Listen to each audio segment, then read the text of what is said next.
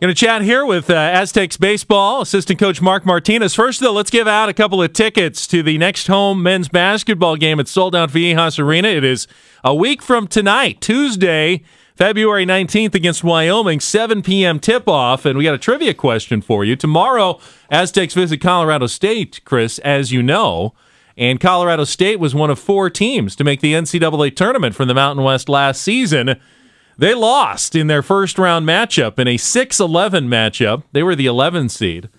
Who did they lose to? Who did the Rams lose to in the first round of the NCAA tournament? I do not know. That is a tough one. Okay. But it gets a great prize for you. So if you know the answer, 570-1360. Who did Colorado State lose to in the first round of the NCAA tournament last season in a 6-11 matchup? All right. First person with the correct answer there at 570-1360. Going to cash in with a couple of Aztec tickets. I'm going to go ahead out on a limb and say that when the Aztecs host Wyoming next Tuesday night, they're going to score a few more points in the first half than they did in the first meeting. Going out on the deep limb there. Hope so. Yeah. Going to have to beat out the baseball team might score more runs in their first game than the Aztecs scored in the first half of that meeting. I hope they do. They kick off the season Friday night at the brand new Fowler Stadium on the campus of USD. And with us is Aztec Assistant Associate Baseball Head Coach Mark Martinez here on Extra Sports 1360. Mark, good to have you with us on the program. Imagine you are pretty geeked up and ready to roll and get the season started on the weekend against the Toreros. Absolutely. Good morning, guys. How's things going over there? Good morning, Coach. Real good. Real excited about the start of baseball season, and we'll be carrying a bunch of the games here on Extra Sports 1360 as we do every year. But let me ask you, because we were just bringing it up, and I know Tony said this earlier, with the amount of success that every program seems to be having at San Diego State right now, do you guys feel like the pressure is being turned up a little bit to bring home a Mountain West Conference title this season? Well, I think, I don't know if you call it pressure, but I think what we need to do is take the baton and go to the finish line with it. You know, I think we have a very, very good baseball team that can go out and compete for a Mountain West Conference championship, and got a long season ahead of us, but it's a great group. You got a good group of returning players. I mean, talked with Tony last week. Really only lost 3 seniors off of last year's team. And I know Jamal Torres, Chris Wilson, good ball players, and you lost 1 pitcher off the staff. But overall, it's got to make you feel pretty good to know that just about all of your key players are back this year, and everybody should be ready to roll. Yeah, and I think if you look at the lineup, you know, throughout the hitting lineup and even the pitching staff, it still looks a little young, you know, in sophomores and juniors and a couple freshmen that are sprinkled in and out there. But it's a very experienced group. This is a seasoned group that has a lot of experience. You know, our shortstop, Evan Potter, Tim Zier have been starters since they were freshmen. That bodes well for, you know, the middle of our field. You know, we have a senior and a redshirt junior behind the plate, and Brad Hanel and Jake Romansky, and then to kind of add to that, we have one of the best catchers in the country, a freshman, C.J. Saylor. And but yeah, it's a very experienced group. They've had a lot of time on the yard. They've had those experiences. You know, they're not every time they step on the field, it's going to be a new experience. You know, we went down to Texas A&M last year and played in front of a very hostile crowd, and it was a great experience for our guys to kind of get prepared, you know, for the conference tournament last season and then going into this year as well. You guys were picked to finish second by the media behind defending champion New Mexico in the Mountain West. That doesn't mean a lot, but what do the changes in the Mountain West mean to the competition level? You're losing TCU, which of course is a perennial baseball power, but you're adding Nevada and you're adding Fresno State, a team that, if my memory serves, won the national title not too long ago in college baseball. Not too long ago. It was kind of a Cinderella story. You know, they came out of the WAC conference tournament, was not in a position to get an at-large bid, and had a great run through the regionals and, of course, the College World Series to win it all. And they're a very good addition to our conference. Nevada Reno is an extremely good program. And then next year we're adding San Jose State, which is, you know, typically a very tough opponent, you know, especially when you have to go up there and play. Speaking of defending national champions, San Diego State Associate Head Coach Mark Martinez is with us right now. But the Aztecs home opener will be on February the 21st, week from Thursday, against Oregon State. 4-game series against a team that won back-to-back national championships a few years ago. And Tony Gwynn never shies away from playing a very difficult non-conference schedule to try and get ready for the regular season.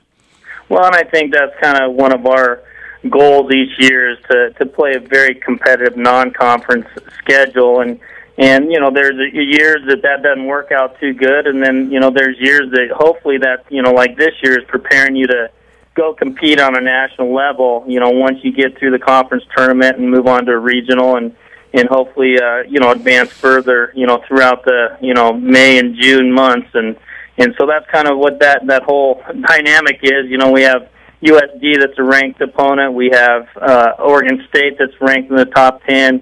And in several polls, we play in 4 weeks. We play University of Arkansas at Arkansas, and they're number 1 in the country in several polls. So, you know, we definitely are going to be tested early, and hopefully it'll pay off for us as we get into Mountain West play and we get into those tournament situations down the road. Mark, got to get your thought on an Aztec alum who is now pitching in Major League Baseball. He said yesterday when he reported to the Washington Nationals his goal, 200-plus innings.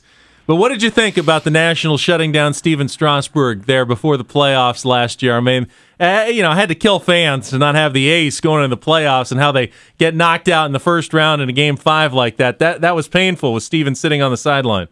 Well, you know, I think you're going to be talking to a biased guy, but, you know, I think we can all go look back and look at there's a lot of opportunities to give him rest throughout the season to prepare for the postseason. You know, I think somewhere around August 1st, they had an 8-game lead in their division.